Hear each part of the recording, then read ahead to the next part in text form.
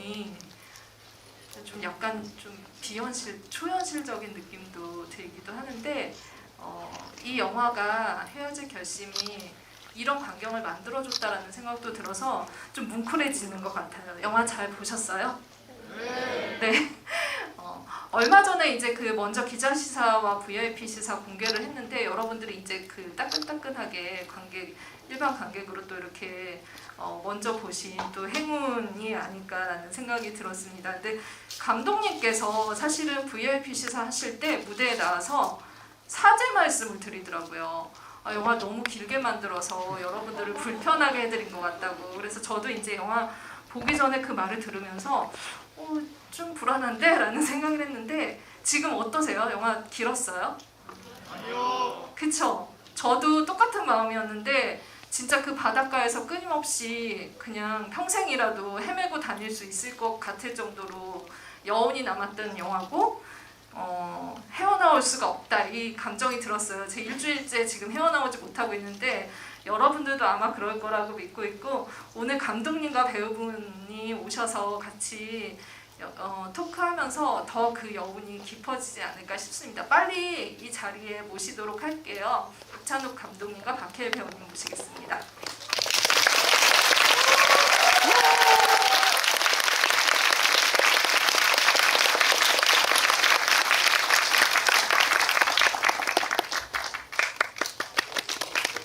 네, 저희 마스크는 벗고 할게요. 네.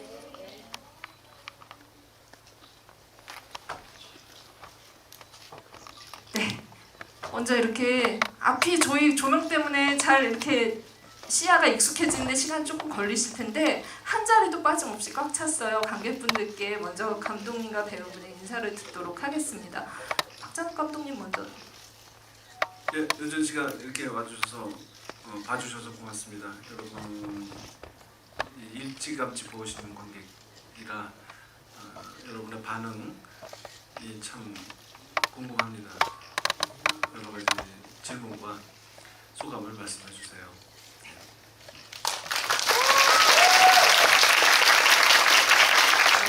바다와 같은 배우님. 네. 네, 바다의 자를 씁니다. 네.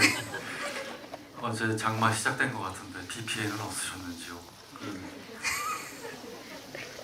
오늘 날씨가 많이 습해서 저희 영화 속에 안개가 또 나오는 배경들이 있어서 영화 보시기에는 좋은 조건이 아니었나 싶긴 한데 아무튼 형사 장혜준을 연기했던 박해일입니다. 만나 뵙게 돼서 반갑습니다.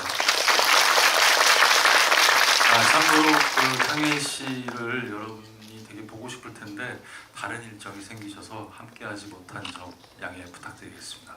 네. 탕일 씨한테 약간 이렇게 그 말을 전하라는 지령을 받고 오신 것처럼 말씀하시네요. 손을 잡고 오셨으면 좋았을 것 같다는 생각이 들지만 또 다른 기회를 노려보도록 하겠습니다. 먼저 그래도 칸의 수상 소식을 좀 이 자리에서도 같이 축하를 해야 될 것 같아요. 75회죠. 올해 칸 국제영화제에서 다시 감독님께서 이 올드보이 박쥐에 이어서 그 최다 수상, 한국 영화인으로 최다 칸 수상 기록을 세우셨어요. 이 깐느박이라는 이 애칭이 다시 입증되는 순간이었는데 그때 어떤 그 못다한 수상 소감을 여기서 한번 관객분들께 해주시면 어떨까요? 일단 축하드린다는 말씀 전하겠습니다. 예, 고맙습니다. 그때는 뭐 정신 없었어요. 제 속마음은 박해일이나 탕웨이나 두 분 중에 한 사람이 상을 받으면 좋겠다는 욕심이 있었는데 그래서 이제 우리 탕탕이라고 부르는데 탕웨이 친구들이 다 그렇게 부르는 애칭이에요. 근데 탕탕의 수상 소감도 미리 받아놓고 했는데 엉뚱하게 제가 받아버려가지고 좀 머쓱하게 됐고 그리고 이게 이제 그런 영화제 큰 영화제 나가서 몇 주 있다 보면은 정말 짐 빠지고 너무 힘들거든요. 웃고 있는 것 같지만 웃어도 웃는 게 아니고 그런 힘든 일을 참고 하는 것은 이제 그렇게 해서 좀 영화가 널리 알려지면 좋겠다. 상 받으면 또 그런 더 많이 알려지고 그런 뭐 희망으로 이제 버티는 건데요. 그래서 조금 효과는 있어서 다행이다 생각하고 있습니다. 네, 박수 한번. 네.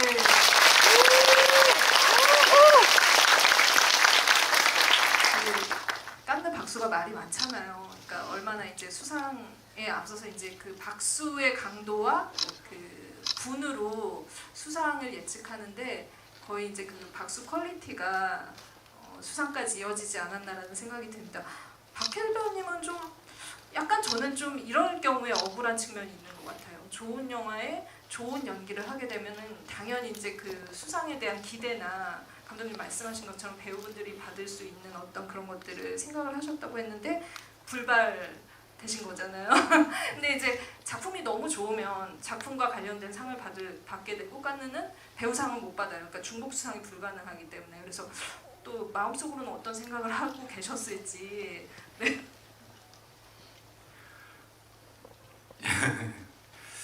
우선 칸 영화제라는 영광스러운 품격 있는 영화제를 처음 가게 돼봤어요. 그래서 박찬욱 감독님께 감사드리고 그것만으로도 저한테는 큰 선물이라는 생각이 들었고 더불어 송강호 선배님까지 그 75주년에 함께 박찬욱 감독님과 영화적 동지가 함께 수상하는 모습을 보고 좀 울 뻔했어요 개인적으로. 네, 그래서 정말 그 부끄러움을 무릅쓰고 달려가서 끌어안고 막 그랬었는데 이런 그 고민을 했었어요 그 전에. 박찬욱 감독님과 함께 영화를 했던 전작에서의 뭐 배우 선배님들 동료분들과 했을 때 감독님이 칸 영화제 매번 초청을 받으시고 거기서 여러 번 수상을 하셨었던 전적을 제가 알고 감독님과 첫 헤어질 결심이라는 영화에 작업을 했을 때 칸 영화제에 또 초대를 받았다는 얘기를 듣고 반가워했었는데 수상을 정말 간절히 바랬던 배우 중에 한 명이에요. 그래서 폐막식 전날, 시상식 전날 보통 연락이 오는 걸로 알고 있는데 그래서 연락이 왔었고 네. 안도의 한숨을 쉬었고 뭐라도 탕웨이 씨나 감독님이나 상을 받았으면 좋겠다는 바람이 너무 컸어요. 그렇다면 상을 받으시면 개인적으로 참여한 배우로서 민폐가 안 되겠다. 그런 걸 좀 일조했다라는 그 증명을 할 수 있겠다라는 제 마음속에 좀 부담이 좀 있었는데 그 수상을 하셔서 그 즉시 제가 그런 부담에서 좀 부담을 떨쳐버리게 되는 그런 순간을 저 개인적으로 혼자 통쾌하게 맞이했던 기억이 있습니다. 네, 여러 가지 단어들이 나왔어요. 부담, 통쾌함, 뭐 이런 복잡한 심경을 맞이하면서 또 그 깐의 영광을 나누셨는데 박해일 배우님께도 여기서 네, 큰 박수를 좀 부탁드립니다.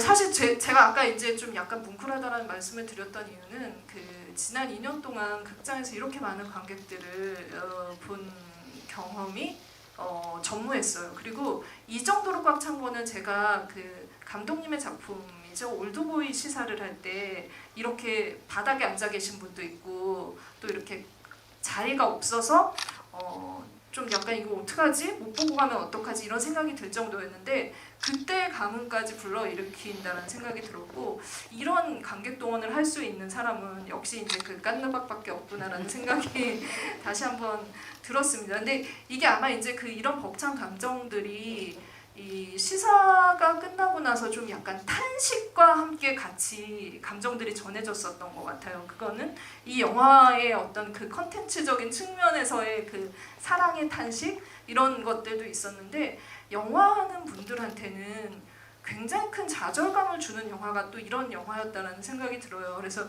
제가 영화 끝나고 나서 이제 다른 감독님들이랑 얘기를 하는데 그 얘기를 하시더라고요. 편집을 막 끝내신 감독님이 진짜 나 이번에 좀 제대로 잘 만든 것 같아 라고 말씀을 하셨는데 그날 시사 보고 나서 이 영화 어떻게 발표하지? 큰일 났다라는 생각이 들 정도로 영화의 본령에 다가간 영화를 본 것 같아서 굉장히 마음이 좋았다라는 말씀을 하셨습니다. 그래서 이 헤어질 결심이라는 제목이 여러 가지의 이제 이 캐릭터들이 가지고 있는 결심도 있겠지만 감독님께는 영화에 더 한 발 다가가는 또 다른 결심이 있었던 작품이지 않을까 싶은데 어떤 마음으로 좀 만드셨는지. 특별한 이유는 따로 있지 않았지만 나이가 들고 경력이 쌓여가면서 좀 더 순수한 형태의 영화를 만들고 싶다는 생각이 좀 형성되어 왔습니다.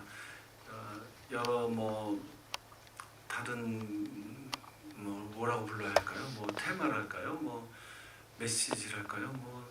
이런저런 하고 싶은 이야기들 그런 게 영화마다 있을 수 있지만 아마 제가 바로 전 작품이 리틀 드러머 걸이어서 그런 것 같기도 한데 그 영화는 팔레스타인 분쟁을 다루고 있죠. 그런데다가 TV 시리즈죠. 그걸 만든 직후라서 다음 작품을 정말 순수한 영화적인 영화, 오로지 이 영화의 형식의 최소 요소만 가지고 아주 간단한 스토리와 적은 등장 인물만 데리고 그런 순수한 영화를 만들고 싶다. 극장에서 즐거움을 느낄 수 있는. 그러니까 극장에서 즐기는 영화라고 생각하면 되게 크고 막 화려한 효과가 있고 그런 영화를 상상하기 쉽지만 제가 생각하는 순수한 극장용 영화라는 것은 그것보다는 이렇게 언뜻 보면 소품 같지만 아주 내용이 영화 형식의 최소 요소를 잘 활용한 그냥 스토리, 인물, 앵글, 그리고 편집, 음악 이런 것만 갖고 구성된 그런 영화를 하고 싶다는 생각이 들었어요. 그렇다고 해서 리틀 드러머 걸이 제가 덜 애착을 가진 작품이라는 얘기는 아닌데 그거 오래 매달려서 일을 하다 보니까 이제 그런 생각이 들었습니다. 그래서 좀 전의 영화들보다 효과를 더 줄이고 더 자극적인 요소를 좀 더 낮추고 그런 영화, 좀 더 사람의 표정이나 얼굴 눈빛 뒤에 있는 감정을 자꾸 들여다보고 싶게 만드는 그런 영화를 하고 싶었어요. 네, 감독님이 하신 말씀을 탕웨이 배우 지금 오늘 자리에는 안 계시지만 제가 먼저 인터뷰를 했었는데 그 버전으로 풀어서 얘기를 해보면 이 말이 영화 보고 나니까 이해가 되더라고요.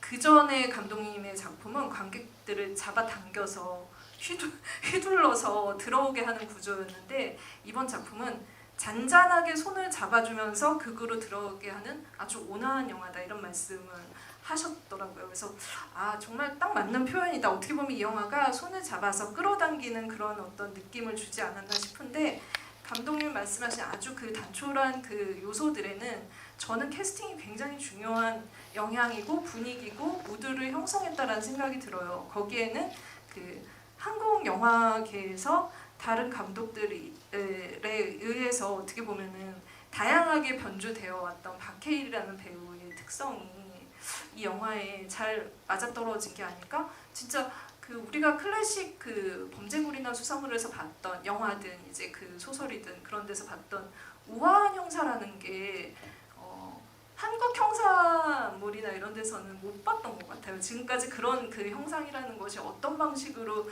표현될 수 있을지 몰랐는데 박해일 배우를 보고 나니까 그런 사람이 존재한다라는 걸 알게 된 것 같아요. 그래서 제가 이제 영화 보고 나서 든 생각은 박해일 배우는 이 역할을 하기 위해서 태어났구나. 네. 너무 비약인가요? 이 역할을 이 시나리오를 또 제안 받으셨을 때 어떤 또 마음이 드셨는지 배우님께서는 이 영화가 어떤 영화를 다가왔는지.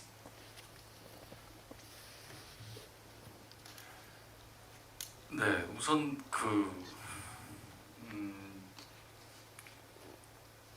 이 작품을 하게 된 계기는 몇 가지를 얘기를 드려보자면 박찬욱 감독님이라는 존재가 일단 큰 영역에 하나가 속하고요. 그 다음에 감독님께서는 이번엔 그 전작들에서는 이제 시나리오를 각본을 완벽하게 완성을 하시면서 캐스팅을 하는 수순이셨다라면 이번 헤어질 결심 작업 같은 경우는 물리적으로 어쩔 수 없이 중국 배우가 필요해서 그 배우 탕웨이 씨라는 배우를 캐스팅이 돼야 뭔가 이제 이게 제작이 되는 그렇기 때문에 배우 캐스팅 먼저 그리고 그 다음에 시나리오를 완성하시는 순서였대요. 그래서 그런지 저 또한 그 즈음에 캐스팅이 되었고 그게 아니라 네. 박해일이 영화가 2개가 이미 정해져 있다는 소문이 있었어요. 아, 네. 최근 가장 또 잘 나가신 배우님이셨어요. 그래가지고 더 늑장을 부리면 그러니까 시나리오 완성 때까지 기다렸다가 주면 뭐 앞으로 뭐 1년 안에는 못 만난다. 그래서 그런 거예요. 마저 얘기하자면요. 그래서 그런 상황을 겪으면서 말씀하신 대로 저는 이제 저 배우대로 다음 상황들을 준비하고 있었는데 감독님의 그런 제안에서 감독님 까먹었잖아요.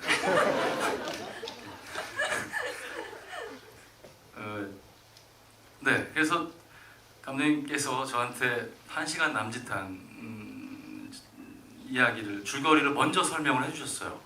그래서 거기에 이제 이러이러한 형사가 나오고 이러한 이야기일 거고 탕웨이 씨라는 배우가 같이 하게 될 거라는 얘기도 나중에 들었고 했을 때 그 형사의 보신 바와 같이 형사의 캐릭터가 제가 들어보지 못한 네. 한국 영화에서 결이 다른 그런 느낌이었고 그래서 그런지 저한테는 갑자기 그 호기심이 생기더라고요. 그래서 보통 남자 배우들 같은 경우는 신인 시절 때 보통 신입 경찰이라든가 형사 역할들을 많이 좋아를 하는데 한 번쯤은 했을 네, 한 법한, 번쯤은 네. 했을 법한데 네. 제가 아직 형사 역할을 해본 적이 없었거든요. 그래서 네. 이런 형사를 해보려고 기다렸던 건가 싶을 정도로 정말 큰 호기심을 갖고 참여했던 작품입니다. 그리고요 네. 바로 잡으실 건가요? 어떤 기사에서 제가 네. 뭐 거절을 한번 했었다 이런 말씀을 들었었는데 기사를 통해서 저 사실 아니거든요. 감독님의 작품을 하기 위해서 이제 얘기되어지는 작품을 정리하는 동시에 시간도 좀 필요해서 조금 나는 시간이 그런 적 필요했다라는 이야기죠. 그런 적 없어요. 수정을 좀 말씀드립니다. 근데 여기서, 그 네. 박해일 씨 인터뷰 보니까 오늘 인터뷰 봤는데 기사를 서로 소통을 잘 안 네. 하시고 다른 작품이 아니라 헤어질 결심을 통해서 만나게 돼서 참 좋았다 그런 얘기가 있어서 다른 작품 별로였나? 사실 이제 질문이 생기더라고. 폭력과 자극의 세계, 박찬욱의 세계, 뭐 약간 이런 얘기들을 하잖아요. 어떻게 보면은 가장 거리가 먼 배우라는 생각도 들었어요. 그래서 감독님께서 이제 그러니까 좀 약간 좀 놀라운 지점은 지금까지 박찬욱 감독님 정도는 굉장히 채산성이 좋은 감독님이시거든요. 꾸준히 영화를 계속 끊임없이 만드셨는데 항상 박해일 씨를 캐스팅하지 않으셨어요. 근데 이번 작품에서 박해일 씨가 꼭 필요했던 이유, 조금 늦으면은 전달이 늦어지면 시나리오가 늦어지면은 같이 못할지도 모르겠다라는 거는 되게 중요한 어떤 배우와 같이 작업해야 되는 이유이기도 하셨을 텐데 어떤 지점이 박해일 씨에게 기존에 이제 그 다른 배우와 달리 있다라고 보셨는지 어떤 부분들 제가 그냥 하나를 보태자면은 보통 박해일 배우를 얘기할 때는 변태성을 많이 꼽잖아요. 그래서 이런 부분까지 한번 풀이해 주시면 어떨까. 네. 변태라고는 말 안 하고 저는 좀 엉뚱하다, 사고방식이 유니크하다 이렇게 표현하는데 그 변태적이다 그거는 저 살인의 추억에서나 해당되는 얘기죠. 네. 실제로 그런 사람은 아니고 제가 아는 사람 중에 제일 맑은 영혼의 소유자입니다. 정말 진심. 그리고 생각은 나름대로 독특하게 하기 때문에 그러니까 왜 저기 영혼이 맑다라든가 뭐 착하다든가 이렇게 말하면은 좀 지루한 사람이 떠오를 수도 있잖아요. 네. 그렇지 않아요. 굉장히 본의 아니게 웃기는 사람이고 왜 본의 아니게 웃기냐면은 그냥 자기 생각을 솔직하게 항상 솔직한 사람이니까 근데 그 생각이 독특하기 때문에 그거를 뭔가 나는 이렇게 별난 생각을 한다, 독창적이고 상상력 풍부한 사람이다 이런 걸 과시하는 태도가 아닌 채로 그냥 담백하게 말하는데 그것이 좀 별나니까 그래서 본의 아니게 웃긴다는 뜻입니다. 예. 감독님의 전작들을 싫어하지 않아요.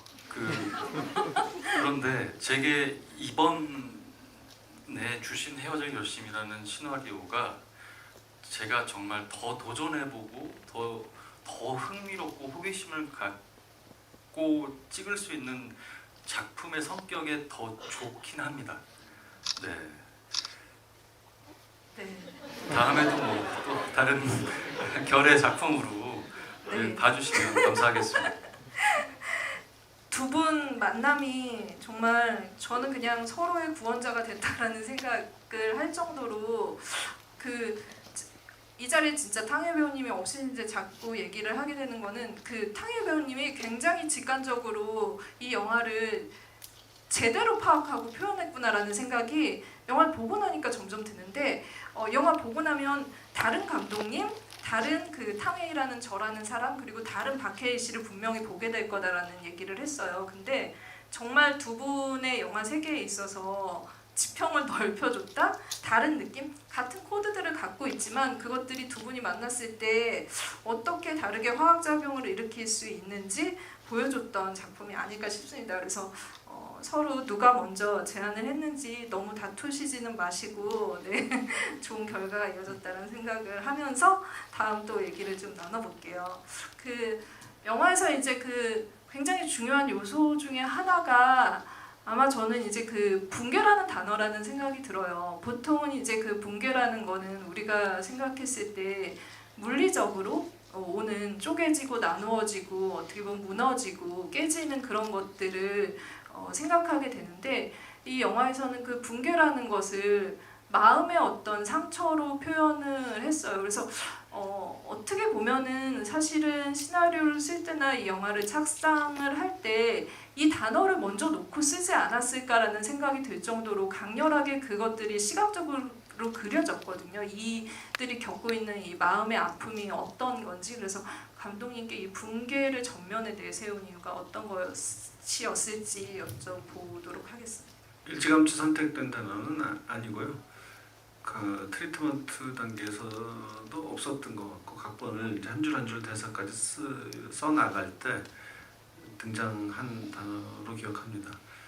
그런데 이제 설애가 외국인으로 설정돼 있고 한국어를 꽤 능숙하게 하지만 때로 어떤 단어를 잘 모르고 하니까 그걸 사전으로 찾아본다는 그런 장면이 만들어질 수 있는 조건이잖아요. 그래서 그거를 물론 붕괴라고만 해도 한국 관객 이름 다 알아듣지만 그거를 글자로 정말 빅 클로즈업된 화면에서 큰 스크린에 정말 대문짝만한 글씨로 무너지고 깨어짐 이렇게 막상 떡 봤을 때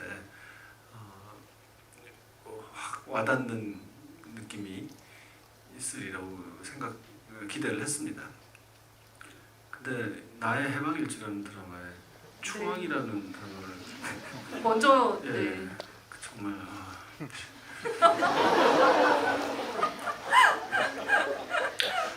수 없죠. 근데 그러니까 영화 이렇게 오래 걸리는 게 문제예요. 하나 생각하면 개봉 때까지 너무 오래 걸려요. 하여튼 그렇습니다. 네, 시리즈를 다음 작품으로 만들지도 모르시겠어요. 빨리 만들기 위해서. 네, 어쨌든 그 붕괴라는 그 개념적인 그 언어가 와닿는 그런 데에 있어서는 이 영화의 전체적인 대사 톤도 배우님이 이제 그 연기를 할 때 받아들일 때는 시나리오의 독특함으로 전달됐을 것 같다라는 생각이 들어요.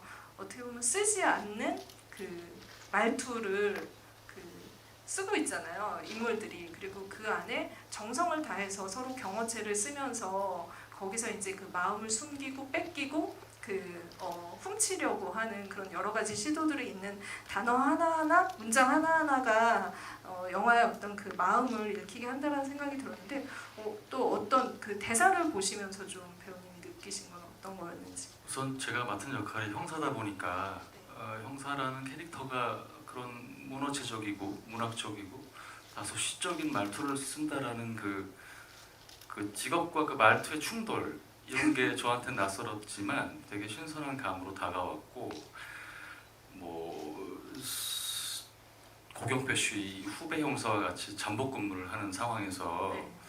보셔서 아시겠지만 뭐 슬픔이 파도처럼 밀려오는 사람이 있고 물에 잉크가 퍼지듯이 서서히 물드는 사람도 있고 이런 말이 조금 어떻게 받아들이셨을지 모르지만 저는 시나리오 봤을 때 그래 이런 사람도 있을 수 있어 너무 잘 해내고 싶더라고요. 네. 정석영 작가님이라는 그 감독님과 오래전부터 작업을 해오신 작가님과 만들어낸 그런 매력적인 보석 같은 대사들이 형사 장혜준이 표현하는 그런 느낌들이 저라는 기질의 배우가 했을 때 느낌을 어떻게 잘 관객분들한테 안착시킬 수 있을까?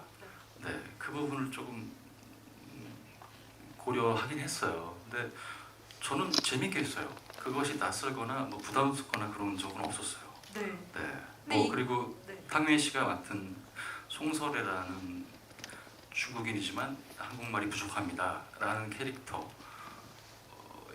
마침내 뭐 이런 단일한 이런 말투가 그런 문학적인 문어체를 쓰는 형사 장혜준과의 이상한 동질감들이 서로 느껴지더라고요. 시나리오를 보거나 같이 촬영을 하면서 호흡을 할 때.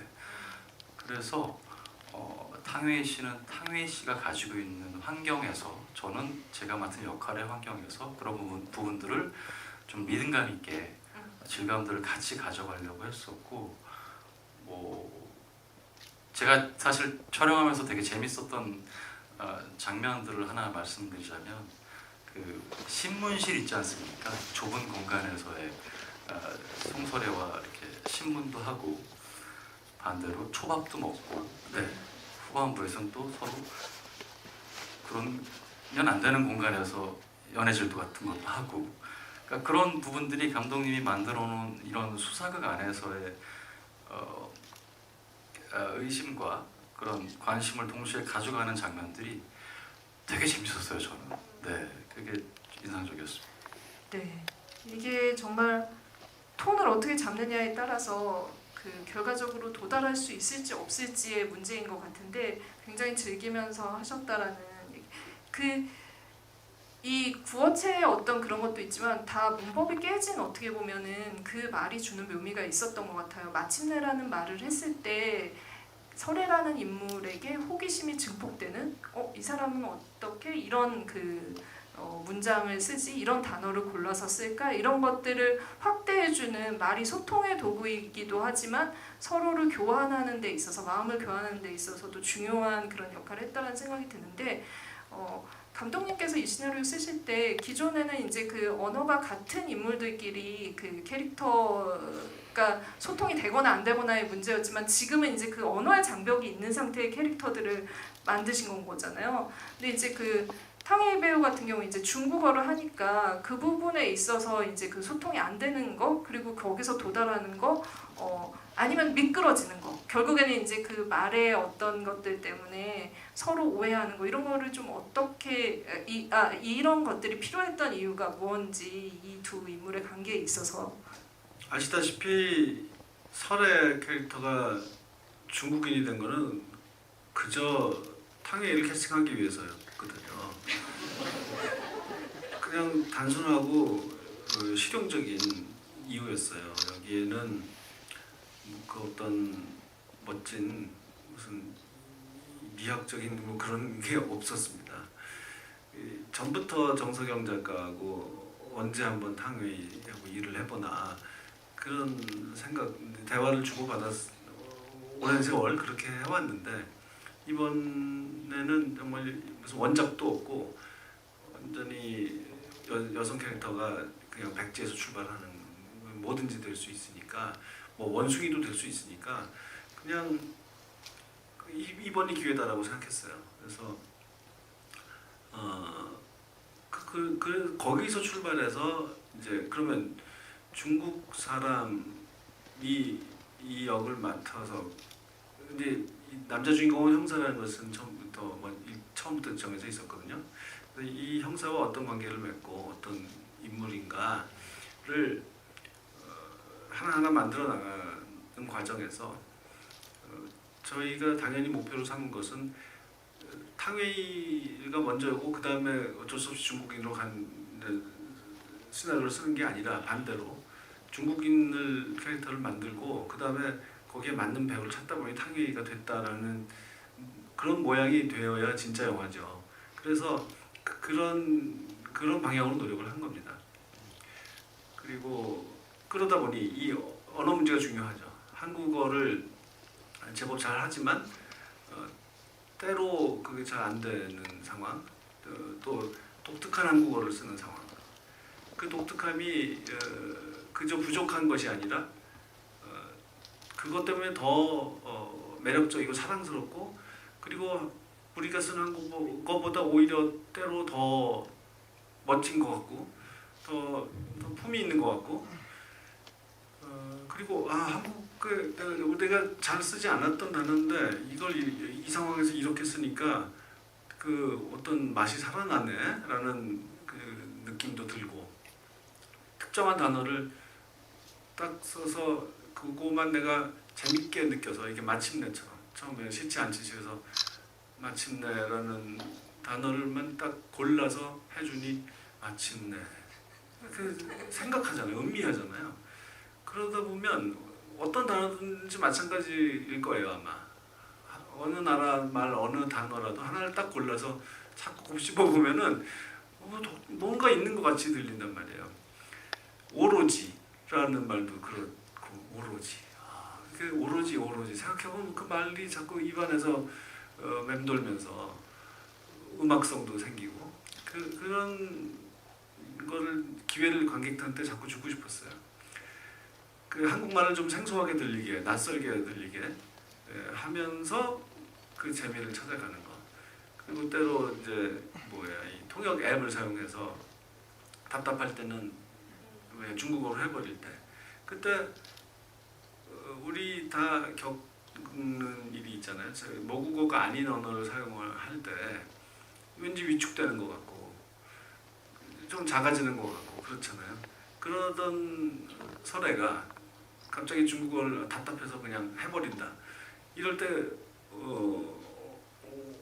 좀 못 느꼈던, 그 전에 못 느꼈던 위험이 확 생기고 자신감이 붙고 그런 변화를 지켜보는 거. 그리고 근데 정말 궁금하잖아요. 이게 무슨 말이길래 저렇게 갑자기 한국어를 집어던지고 이거를 중국어로 해버리나.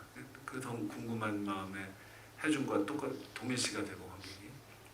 그런 여러 가지 이 모국어가 아닌 언어를 사용하는 주인공을 설정하면서 생길 수 있는 하여간 저희가 생각할 수 있는 모든 가능성을 탐구해 봤습니다. 저는 이제 그 장벽이 굉장히 현대적인 의미의 판무파탈을 만들어냈다라는 생각이 들어요. 의중을 알 수 없지만 뭔가 꿍꿍이가 있는 인물 같은, 마침내라는 말이 주는 정말 살인을 한 게 아닐까라는 것까지 이 그냥 단순한 글자 안에 뉘앙스가 전달된 게 아닐까 싶어서, 그러나 결국은 이제 그 기존의 판무파탈과는 전혀 다른 길을 걸어가게 되죠. 이 영화의 어떤 그 핵심도 클래식 영화에서 오는 여러 가지 요소들을 감독님이 비트는 어떤 재미, 비틀고자 하는 어떤 그 결심, 이런 것들이 있지 않았을까 싶었어요. 그래서 그 탕웨이 씨가 연기한 설애라는 캐릭터가 감독님의 이제 그 여성 캐릭터들 안에서 일으킨 어떤 파장 같은 것들도 굉장히 중요하다라는 생각이 드는데, 어떤 인물로 좀 그리고 싶었는지. 남자를 파멸시키는 인물이 아니잖아요, 결국은. 예, 파멸시키는 인물도 아니고 남자를 위해서 뭐 희생하는 인물도 아니고 자기 욕망과 자기 소신과 그런 데 충실한 사람이에요. 그 거침이 없는 사람이고, 마지막에 그런 말 하잖아요. 뭐 그러니까 마지막은 아니고 호미산에서 난 미결 사건이 되고 싶어서 이포에 왔다. 너의 미결 사건, 그 영원한 미제 사건이 되겠다. 그러고 이런 말도 하죠. 벽에 내 사진 붙여놓고 잠도 못 자고 내 생각만 해요 라고 하죠. 그건 정말 너무 좀 잔인한 주문 같은 것인데, 그런 사람이에요. 그래서 살인도 하고 그 설에는 보기와 다르게 따지고 보면 꽤 욕심꾸러기고 잔인한 면을 가진 사람이라고 저는 생각을 합니다.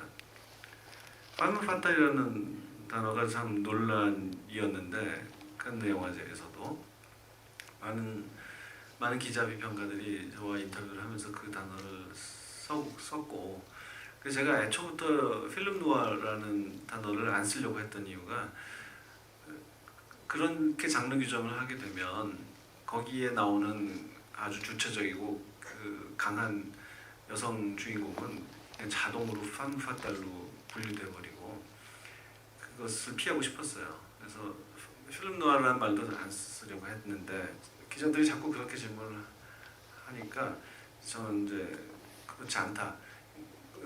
그런 영화인 것처럼, 설애가 판무파탈인 것처럼 시작해서 관객들을 오도해 나가지만 그것이 결국 그렇지 않다는 것이 드러나고, 보통 필름 누아가 한 편이 끝날 때, 그때 이 영화는 2부를 시작한다라는 것입니다. 네, 아마 이제 그 말씀하신 것처럼 영화가 그 두 개의 챕터로 나눠지는 것 같은 그런 느낌을 받았고, 초반은 그 우리가 말하는 필름 누아르 같은 해준의 훔쳐보기로 시작되고 전개되는 그 서스펜스가 가득한 드라마였다면, 후반으로 가면서 설애가 오히려 해준을 훔쳐보는 듯한, 그리고 그 마음을 훔치는 듯한 그런 멜로로 나뉘어진다라는 생각이 들었어요. 그 안에서의 정점은 진짜 저는 진짜 어떻게 이런 엔딩이 나올 수 있을까라는 생각이 들 정도로, 슬픔에도 기바람이 있구나라는 생각이 들었거든요. 땅을 파고 들어가잖아요. 모래를 파고 나의 그 핸드폰으로는 감출 수 없는, 아무리 던져도 떠오를 수밖에 없는 핸드폰 대신 자기가 묻히는 방법을 택하는데, 그 안에서 그 나중에 정말 그 고전에 나오는 어떤 인물처럼 탄식을 하면서 찾아야 하는 나의 잃어버린 사람, 내가 인정하지 않았던 사람을 찾는 그 마음을 연기하는 배우의 그 마음, 그 장면이 어떻게 다가왔을까. 네. 배우마다 다르겠지만 시나리오를 받고 연기를 해야 되는 입장이 되면, 제가 해야 되는 장면, 캐릭터의 장면에서 저는 약간 시나리오다 별표를 해놔요. 그래서 난이도가 있는 신들, 제가 해야 될 감정의 수위가 어려운 것들은 별표를 3개를 쳐요. 네. 이번 거 바닷가는 제가 네. 5개짜리라고 범위를 벗어난 거네요. 예. 바닷가 현장을 잠깐 설명을 드리자면, 그 만조가 차오르는 그 바닷가 있잖아요. 그 해안이었나요, 감독님? 서해 쪽의 바닷가인데 네. 그 만조가 차는 날을 잡기가 어렵대요. 그래서 그날 딱 마침 파도도 감독님께서 생각하시는 그 파도의 그 결도 너무 좋고 그날 찍어야 된답니다. 그날 뭔가 여러 가지 기술적으로나 연기가 안 좋으면 한두 달 기다려서 그 파도를 또 기다려야 된다는 얘기를 하더라고요. 네. 그러니까 너무 부담스럽죠. 가뜩이나 어렵고 그 저한테는 정말 마지막으로 보여줄 진짜 감정의 파고를 보여줘야 되는 상황인데 그게 정말 큰 난이도 중에 하나였어요. 그래서 제가 할 때는 몰랐는데 운동화끈을 묶잖아요. 근데 시사회 때 제가 보는데 그게 너무 저한테 제가 했음에도 불구하고 정말 올라오는 거예요. 그 절에서 같이 걷다가 운동화끈을 묶으라고 송소래가 저한테 하잖아요. 그게 떠오르면서 또 그렇고 그 폰을 바다에 버려요 라는 표현이 저희 영화에서는 박찬욱 감독님이 보여주고자 하는 어떤 감정의 가장 깊고 세련된 이 영화에 어울리는 톤의 표현, 네. 상대에 대한 배려에 대한 표현이라고 생각이 드는 것 중에 하나인데 그것을 이해하는 그 바닷가에서의 순간을 표현하는 것도 사실 개인적으로 참 쉽지가 않았어요. 네. 그래서 어찌됐든 쥐어짜내서 해보려고 했는데 감독님 거기서 되게 만족해 하셨고 네. 또 그 이제 운동화끈을 메고 잘 보일까 안 보일까 하는 본인이 갖고 있는 유틸리티 벨트에서 랜턴을 꺼내서 이제 서해가 있을 공간을 찾아 헤매는 바닷가로 들어가잖아요. 근데 서해는 물이 너무 탁하고 해서 밑에 돌들이 많아요. 그래가지고 넘어진 것도 사실은 의도된 것도 아니고 그냥 한 두어 번 넘어졌죠. 그래서 이것도 다시 가려나. 감독님 모니터를 보시고 자연스럽고 그 감정에 어울리는 것 같다 해서 정말 해가 지려는 찰나에 정말 저는 만족해요. 감독님도 만족하시고 그 장면이 저한테는 난이도가 꽤 큰 장면이었고 또 하나를 말씀드리자면 그 중간쯤 혜준이 송소래와 관련된 그 절벽 있잖아요. 거기를 가서 송소래의 어떤 비밀스러운 부분들을 알아내면서 송소래 집으로 와서 이제 설애를 맞이하면서 뭐라고 얘기를 하잖아요. 그 장면이 저한테는 또 하나의 별표 3개짜리였어요. 네. 그러니까 별표 1개짜리도 있었나요? 그거는 이제 뺄게요. 하여튼 요거까지만 얘기를 할게요. 너무 많으니까. 네. 그래서 대사 또한 또 제가 영화를 하면서 해봤던 톤이 아니에요. 이건. 네. 그래서 송소래를 다그치고 그 얘기를 하고 폰을 바다에 버리라고 하고 퇴장을 하잖아요. 네. 저는 그게 혜준에게는 헤어질 결심의 네. 파트인 거라고 생각을 했습니다. 네. 그 결심과 결심이 슬프게 부딪히는 그 파도처럼 부딪히는 그런 그 엔딩이어서 진짜 네. 그러니까 뭐 말로 할 수가 없는 엔딩 장면을 연출했다라는 생각이 들었어요. 아마 이제 그 두고두고 그 안개의 그 정은이의 노래와 함께 여러분들에게도 깊이 인상이 박히지 않을까 이 엔딩은 그런 생각이 들었습니다. 제가 좀 질문을 드렸는데 감독님 혹시 그 엔딩 장면에서 말씀하신 거 거기 있으시죠? 네. 바닷가에 서서 그러니까 여기가 이제 설애가 묻힌 구덩이 위인지도 모르는 채로 바보같이 거기 서가지고 전 뭐 더 찾아볼 데도 없고 뭘 해야 될지 몰라 막막한 상태의 혜준이 할 일 없이 전화기를 꺼내서 다시 또 그 녹음을 듣잖아요. 이게 도대체 왜 소중한 그 그녀에게 것일까라고 이것 때문에 살인까지 하는 것일까 들어보는데 저 폰은 바다에 버려요. 깊은 바다에 빠뜨려 라는 그런 이야기를 다시 들으면서 딱 느끼는 거잖아요. 이것이 바로 설애가 말한 당신이 나를 사랑한다고 말했던 바로 그 순간이구나. 이게 그 얘기구나. 라는 걸 깨달을 때의 그걸 깨닫고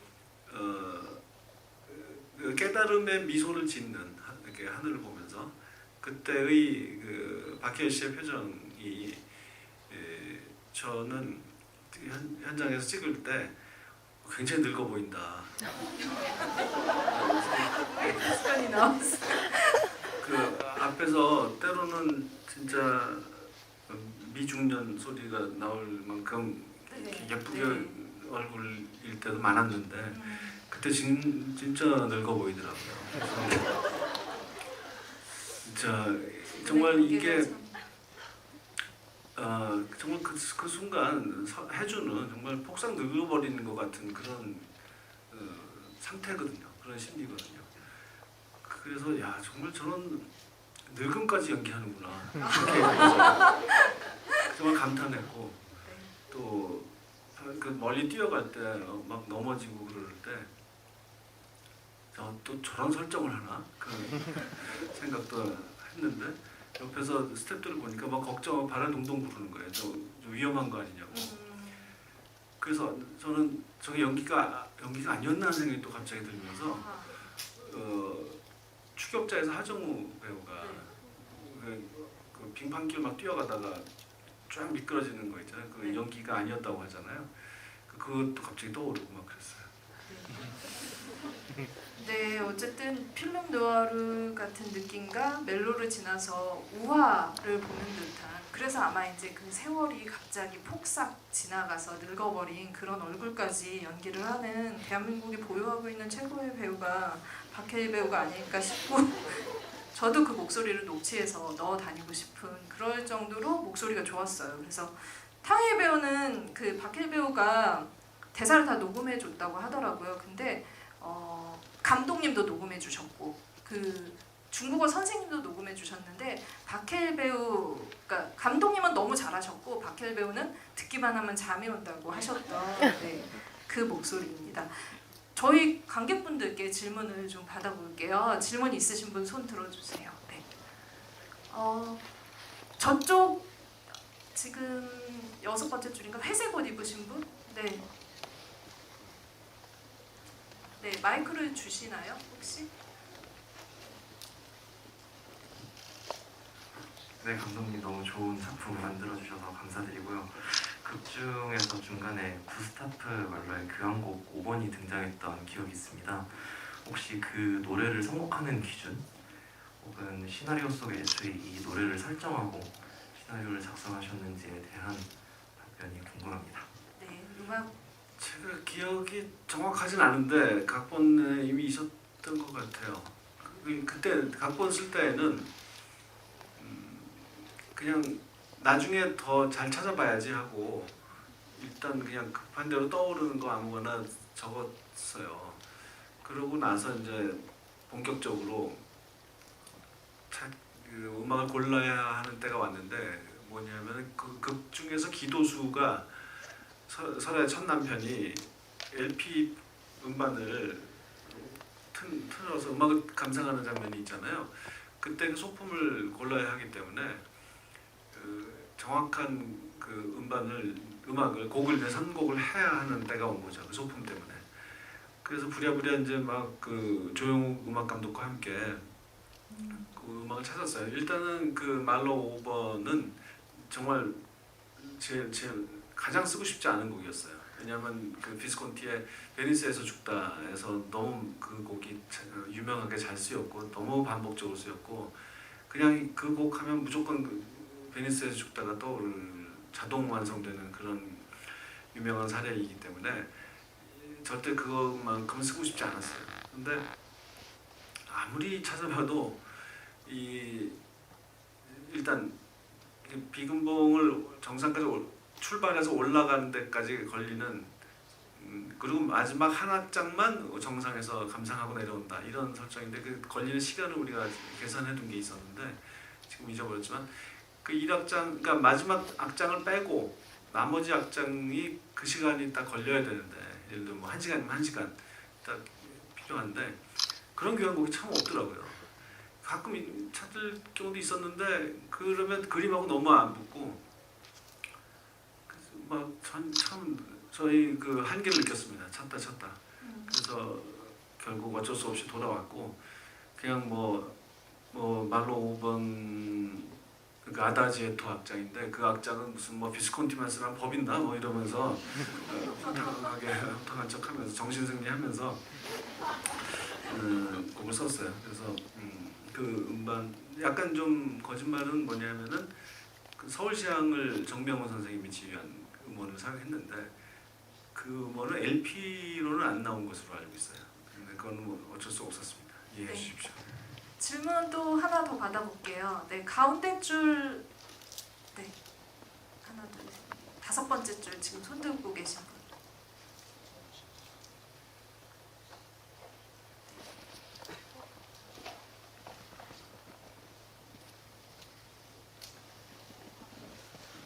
네. 네, 네, 감독님 영화 너무 네, 네, 영화 말씀 너무 주세요. 재밌게 잘 봤습니다. 제가 그 듣기로 이 안개라는 곡이 나오지 않습니까? 정훈이님의 안개라는 곡이 나오는데 이 안개라는 곡을 들으면서 어떤 부분에서 이 영화에 대한 이렇게 왔다고 좀 들었습니다. 정석영 작가님과 이 곡을 같이 좀 들으면서 또 어떤 얘기를 나누셨는지, 어떻게 해서 이 헤어질 결심이라는 영화로 이렇게 발단이 되게 됐는지, 어떤 대화를 나누셨는지 좀 궁금합니다. 제가 나중에 들었는데 석영 작가는 안개를 듣지도 않았다고 그러더라고요. 제가 그냥 집에서 혼자 들었는데 정훈이 안개, 그다음에 유튜브 알고리즘 자동 추천으로 송창식 트윈폴리오의 안개를 연달아 들으면서 이 남성 가수 버전이 있다는 거를 그때 알았고요.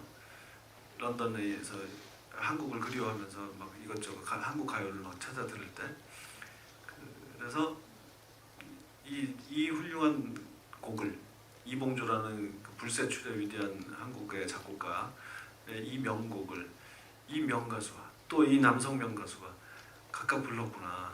그래서 이 노래를 한 여자 가수 버전 정훈이 버전은 영화의 전체 계속 흐르다가 맨 마지막에 송창식 버전이 탁 나오면은 이 얼마나 충격적이고 멋질까 그런 막 상상이 시작됐어요.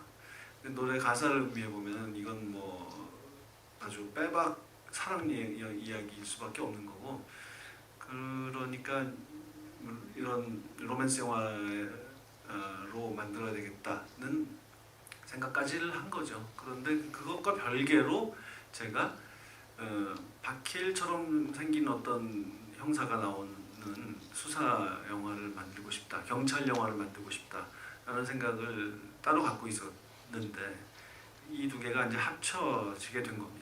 석영 작가와 대화하면서 그는 뭐 예전에도 그런 경우가 있었는데 박쥐를 테레즈 라캥이라는 그 프랑스 소설을 영화로 만들겠다는 생각이 하나 있었고, 뱀파이어가 되는 카톨릭 사제의 이야기를 만들고 싶다는 아이디어가 하나 따로 써둔 그 줄거리가 있었는데 이 두 개를 합쳐서 박쥐라는 영화가 나왔거든요. 그런 것과 비슷한 과정이었어요. 네, 마지막 질문을 하나 더 받을게요. 이쪽 줄로. 네.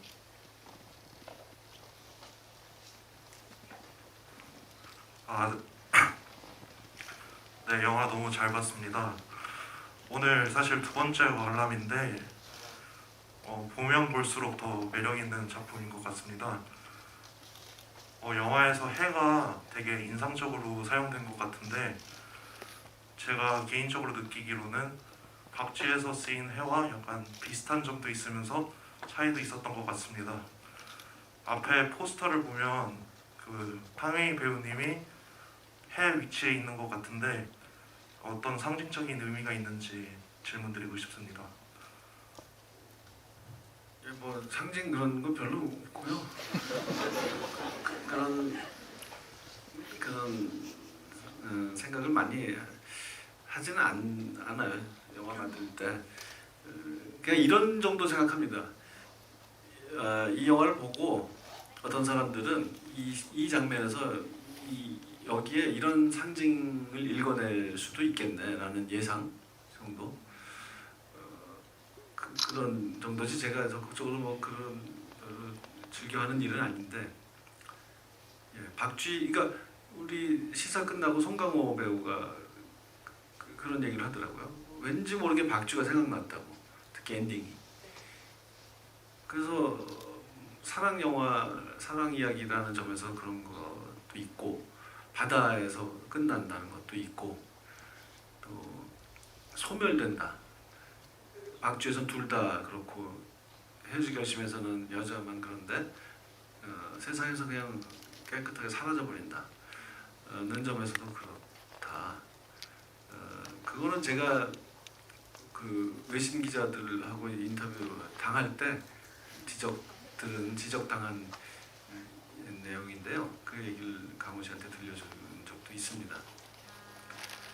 예, 뭐 해가 지는 것은 그냥 글자 그대로 해가 지는 것이고, 이 안개가 자욱하게 바다에서 밀려 들어오고 해는 뉘엿뉘엿 지고, 그래서 혜준이 전화를 하잖아요, 연수한테.